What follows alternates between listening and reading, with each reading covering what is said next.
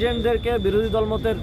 মানুষকে তাদের বাড়িঘর লুটপাট করা হয়েছে, তাদের বিরুদ্ধে এখন পর্যন্ত কোনো শাস্তিমূলক ব্যবস্থা আমরা সেভাবে দেখতে পাইনি। আমরা নির্বাচনের আগে দেখছিলাম যে কোথাও চাঁদাবাজির খবর আসলে বা কিছু আসলে তারা সেখানে বহিষ্কার করতো, কিন্তু নির্বাচনের পরে আমরা সেটা দেখছি না। তো আমরা মনে করি তখনকার এই যে বহিষ্কারের ঘটনাগুলো এক ধরনের আইওয়াশ ছিল, এক ধরনের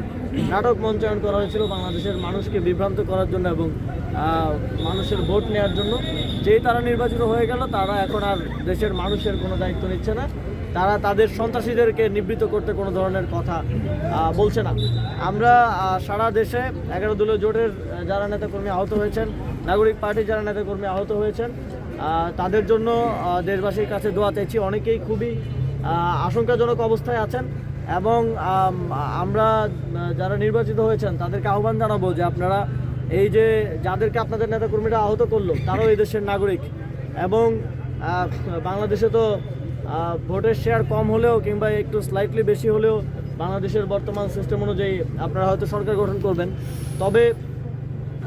যেই 40% জনগণ, যে 46% জনগণ আপনাদেরকে ভোট দেন নাই, তাদেরকে বাদ রেখে বা তাদেরকে দমন পীড়ন করে আপনারা এই দেশ পরিচালনা করতে পারবেন না এবং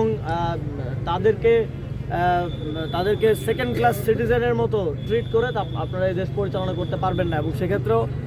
সেটা যদি আপনারা করতে চান তাহলে আমরা যেই 11 দলীয় জোট এবং আমরা আমাদের সেই জনগণের পাশে দাঁড়াবো এবং তাদের জন্য আওয়াজ তুলব এবং আমাদের আহ্বান থাকবে সরকারের প্রতি। এখন অন্তর্বর্তীকালীন সরকার এখনও দায়িত্বে আছে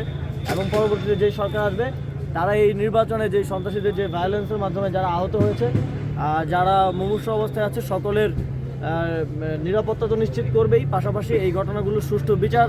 বাস্তবায়ন করা হবে এবং তাদেরকে ক্ষতিপূরণ